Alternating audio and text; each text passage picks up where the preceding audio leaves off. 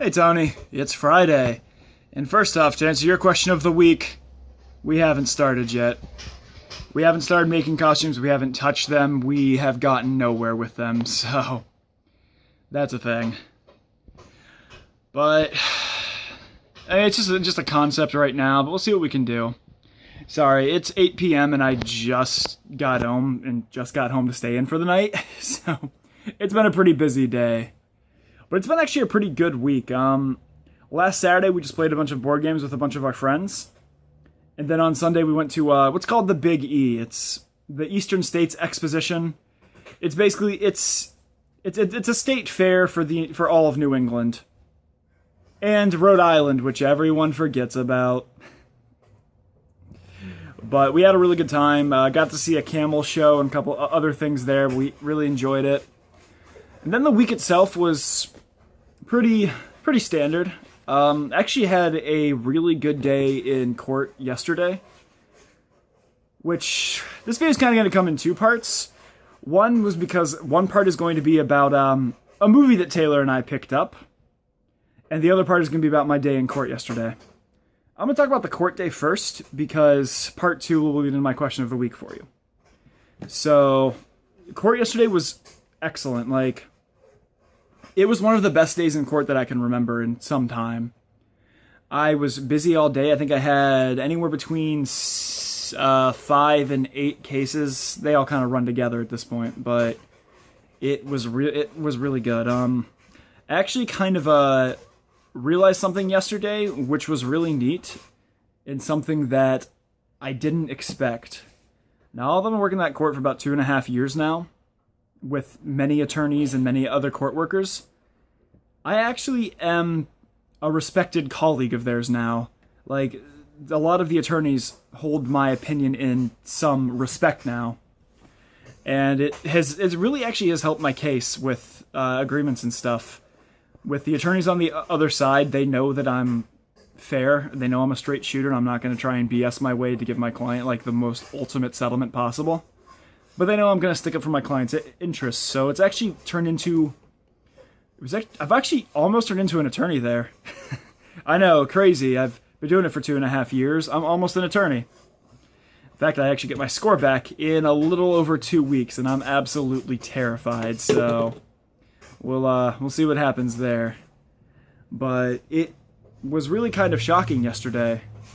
The fact that the opinion that many of the attorneys people there hold me in. And it was kind of cool. I've worked in many places, but I've never quite felt as much as home as I do in that court. Because it's I know what I'm doing, the people know me there, the people respect me there.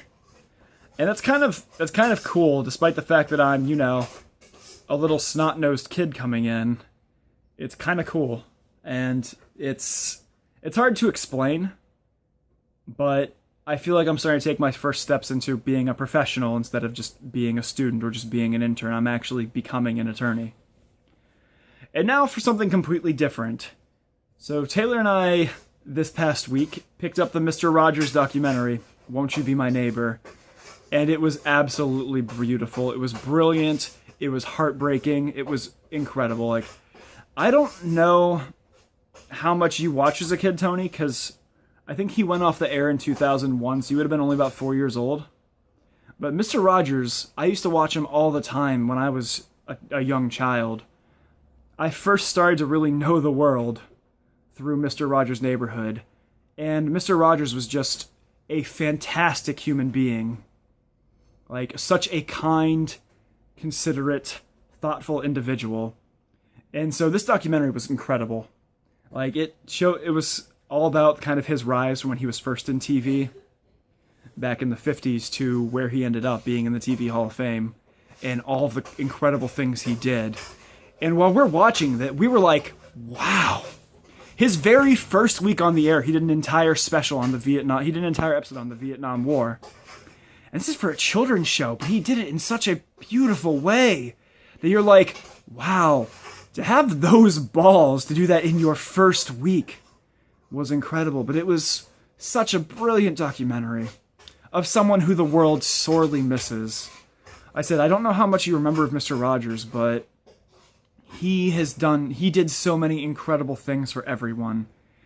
And to watch the documentary, to kind of get it in context from when he started in the 50s and 60s to where he ended up in the early 2000s, you're just like, wow, that was my childhood. And the waterworks were going. It was so sad in so many areas, not because it was like supposed to be a sad movie, because it was just so heartwarming and so tear-jerking, really. Like, Taylor, Justin, and I all watched it, and all three of us were in tears by the end of it, because it was just so beautiful. So if you get the chance, I highly recommend it, especially if you remember watching Mr. Rogers as a child and how much he meant to you. So Tony, my question of the week for you is going to be a two-parter, basically. First off, did you ever really watch Mr. Rogers' Neighborhood as a child? And second off, if you did, what do you remember from it? Tony, I'll see you on Tuesday. Later, bro.